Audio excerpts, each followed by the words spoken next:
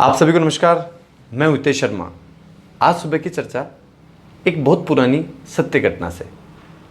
America में एक जूता बनाने वाली कंपनी में दो मित्र काम किया करते थे। दोनों एक ही गांव से थे, दोनों की पढ़ाई भी एक साथ हुई थी और दोनों ने उस कंपनी में नौकरी भी एक ही दिन ज्वाइन की थी।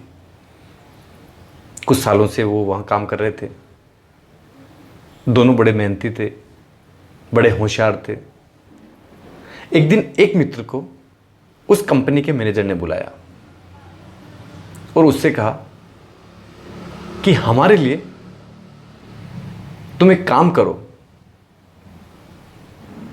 तो हम तुम्हें प्रमोशन भी देंगे और तुम्हारी तनख्वाह भी बढ़ा देंगे। यह अवसर हम पहले तुम्हें दे रहे हैं। अगर तुमने कर लिया तो ठीक है, अगर तुम नहीं कर पाए तो फिर हम तुम्हारे मित्र को देंगे। उसने कहा ठीक है। मैनेजर ने कहा कि पास में ही एक टापू है, वहां एक छोटा सा शहर है, वहां तक अभी तक हमारे जूते नहीं पहुंचे। अगर तुम हमारे जूते वहां पहुंचा दो, उनका प्रचार कर दो, वहां हमारा एक ऑफिस खोल दो,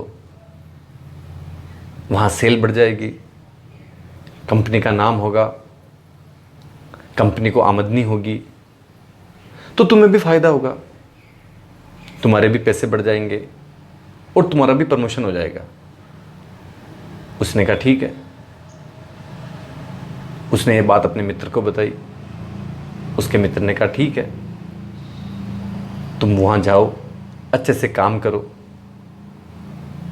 अगले ही दिन वो मित्र उस टापू के लिए निकल गया, लेकिन मात्र 2 दिन में वापस लौट आया। उस मित्र को बड़ा आश्चर्य हुआ कि तुम 2 दिन पहले तो वहां गए थे, अभी तो 2 ही दिन हुए, ऐसा भी क्या हुआ?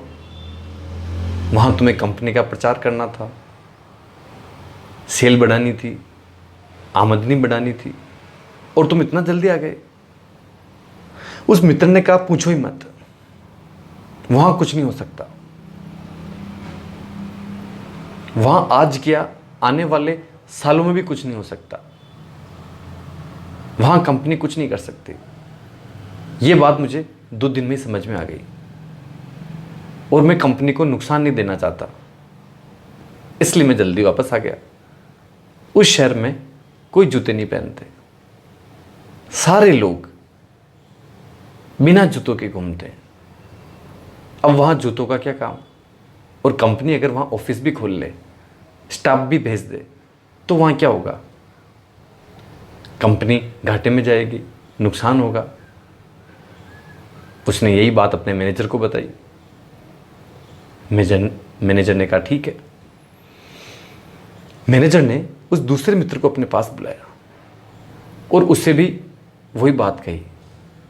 उसने कहा मैं जाने को तैयार हूं। सारी बात मुझे समझ में आ गई,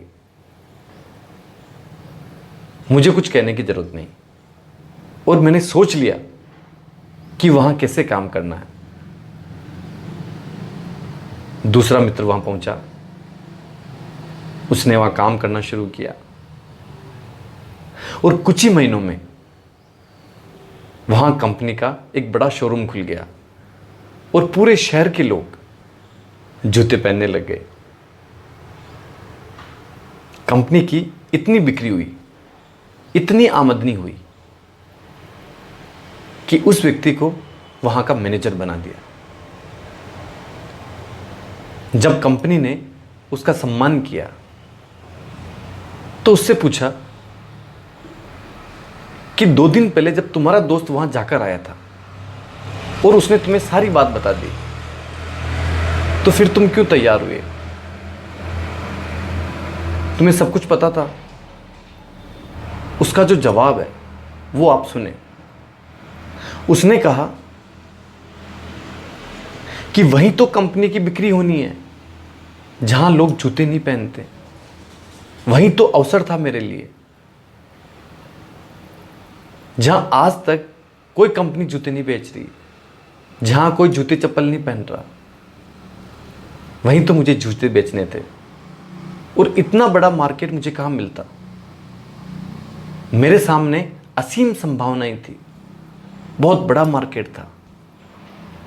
और मैंने पूरे मन से किया और पूरे शहर को जूते और चप्पल पहनना सिखा दिया। आप जहां देखें वहां हमारी कंपनी का नाम है, चारों तरफ हमारी कंपनी के बोर्ड है।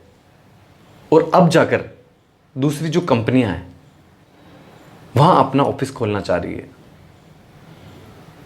वहां जो मार्केट था, वहां जो संभावनाएं थी, वो मुझे दिखाई दी और मैंने उसी पर काम किया। कितनी महत्वपूर्ण बात, एक ही बात एक दोस्त को दिखाई नहीं दी, उसको दूसरे रूप में दिखाई दी और दूसरे को दूसरे रूप में। एक ने नकारात्मक लिया, दूसरे ने सकारात्मक लिया।